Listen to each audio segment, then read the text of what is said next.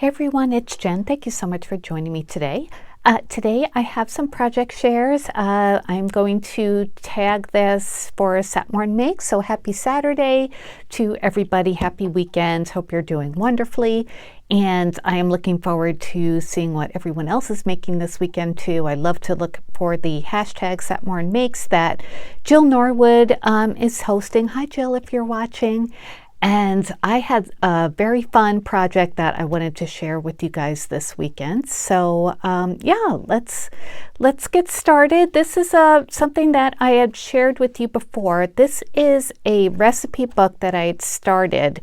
I had gotten this stamp set from Peddler's Pack on Etsy, and I'll link them down below. This is the Grandma's Cook Stove, I think it's called. It's a stamp.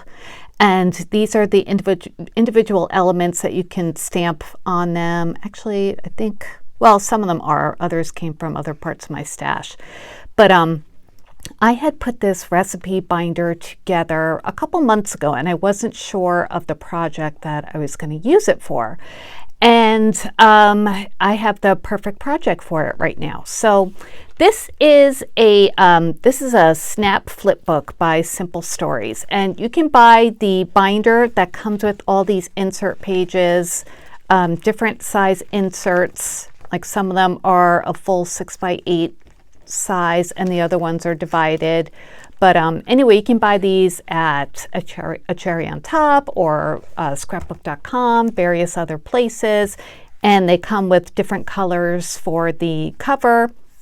This one is a buffalo check plaid, and I covered it with some paper and, of course, stamps and some embellishments.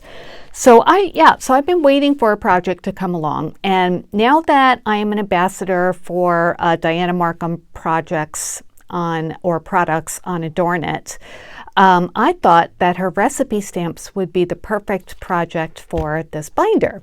So I am making 6x8 cards or pages out of the recipe stamps, and I'm going to add them to this binder as I make them. I made a couple already that I want to share with you today. One of them is a standalone purchase, and the other one is the first stamp in the recipe stamp club that you can join by going on the Adorn It webpage. And I'll leave it down below if you're interested in joining the subscription club. But yeah, let me show you the pages that I made. Again, this is a 6x8 book, so I made my pages 6x8. And I'm going to continue to add to this as the year goes on. I have some refills, and these are 6x8 pocket pages. There are no like subdividing spots in these pages, so each page is going to be 6x8. So right now, as I showed you before, it's blank, but I'm going to be adding my pages as I go along. Okay, so the first one that I used is the chocolate chip cookie jar stamp. And this one you can buy from Adorn It. Right now it's a standalone purchase. It's not part of the recipe stamp club. So I know a lot of people have bought it already, and it started shipping recently. So if you've ordered it, hopefully you have it by now. It's a beautiful size. This page, or this, acetate page that it comes on is 4x6. So this will fit on an A2 card, and it'll fit perfectly on a 6x8 card with some other embellishments around it. So let me show you what I created for this. I showed it on Instagram and Facebook if you follow me there. But this is a page that I made. This is a 6x8 card that'll fit perfectly into my recipe book. And what I did was I stamped it onto 80-pound white cardstock with some Memento black ink, and that way I could use my alcohol markers to color it. For chocolate chip here, I didn't stamp that. I heat embossed it, and you can see when I tilt it that it's shiny and a little bit raised. So I stamped it with some, embossing with an embossing ink pad, and then I added black embossing powder and heat embossed it. And for the canister, I fussy cut and then glued it on top of my card base. So for the base, I use this really pretty plaid that I purchased recently. from, it's this paper pad from Michaels. It's called Plaids, and it's a 12 by 12 paper pad. Lots of pretty different plaids in there. So I'll probably be using that a lot for this project. But anyway, I picked like a nice pastel-y color for this one. Since it's going to be the first page of my book, I wanted it to be nice light colors, and we'll get darker from there.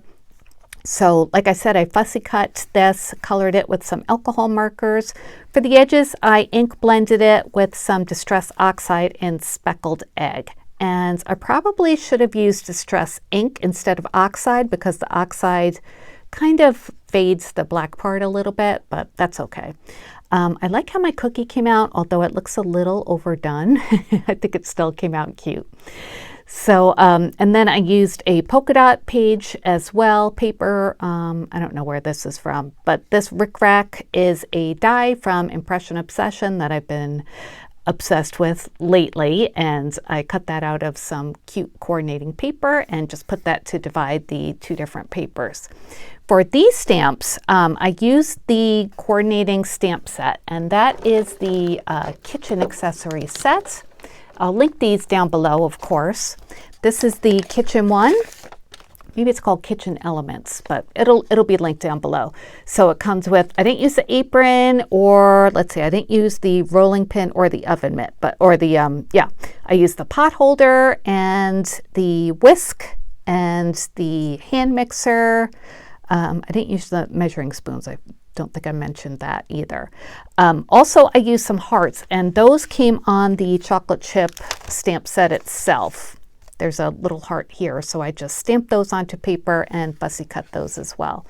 So for the whisk and for the mixer, I stamped with Memento black ink onto some pattern paper and then fussy cut it and colored it with alcohol markers.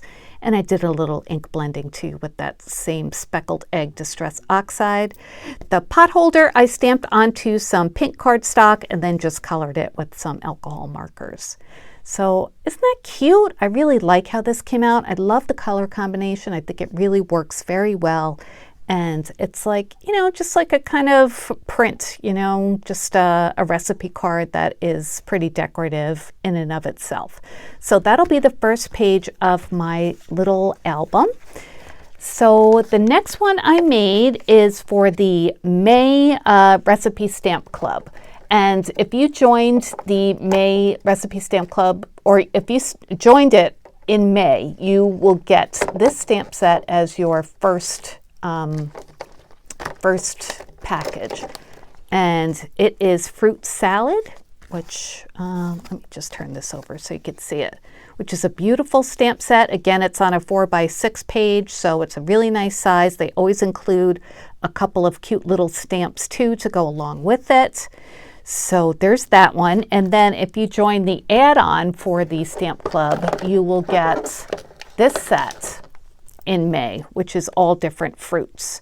So you have peach and apple, blueberry, strawberry, banana, cherries, a citrus slice, and then sentiments that say homemade with love from, and fruit as well. So I used the blueberry for this one for my project.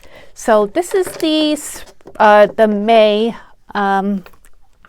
page of my book. And as you can see, it's very cute and fruit themed appropriately.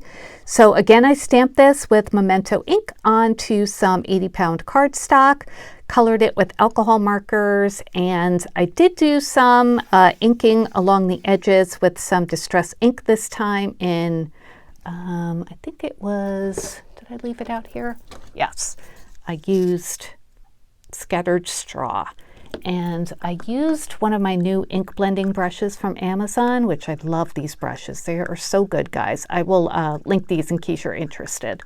But yeah, so anyway, I colored that and inked it. And then I had this frame die in my stash, which is not available now. Otherwise, I would link it. I've had it for a really long time. But any kind of oval will frame this really nicely because the stamp is oval in shape. I used some lemon paper. I think this is from Damask Love. And then I die cut a bow that I had in my stash. And there's that blueberry from the add-on set. and I stamped it onto a few different kinds of paper. I stamped it onto a plain white cardstock, this gingham one, a blue polka dot, and then that green like stripey one in the back, and just kind of paper pieced it to you know, look like different patterns of blueberries. And since I was only doing it once, you know, just one blueberry section, and it was a pretty, you know, pretty important part of this recipe card, I didn't mind doing all that fussy cutting for one element that I thought was, you know, pretty significant. So that's my May version of this stamp, and this will be the second page in my recipe book. I'll just show you how it looks, or how one of them looks at least in the book. I made the pages a little bit smaller than what the binder pages are, just so that they fit in perfectly. So that's going to be chocolate chip.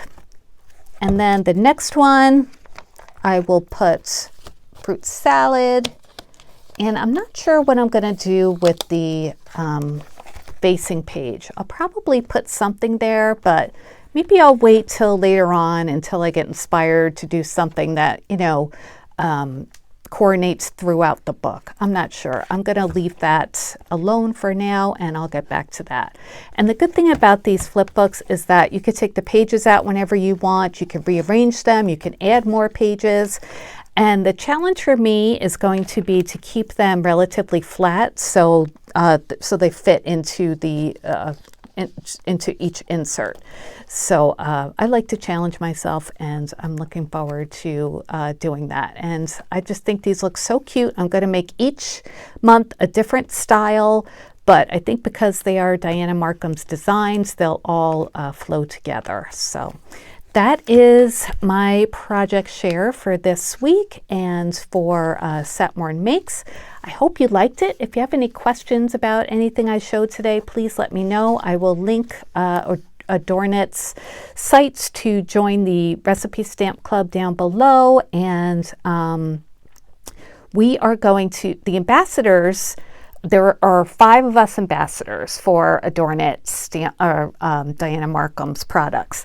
So many of us, I'm not sure, maybe all of us, we're going to be doing these kind of recipe books throughout the year. Not necessarily a flip book or a snap book, whatever they're called, but you know, some sort of recipe book. And Marilyn G., who is one of the ambassadors, she gave us all the idea for doing that, which I think is wonderful. Adornit is going to be coming out with a recipe binder for Dianna's stamps, but that's not going to be till the fall. So we wanted to get started right away. So we've decided to come up with, like, you know, a different kind of recipe album.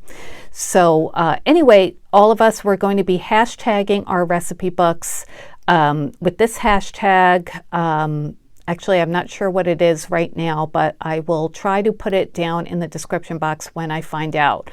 Marilyn had let us know, but I don't have that video available right now, so I can't tell you.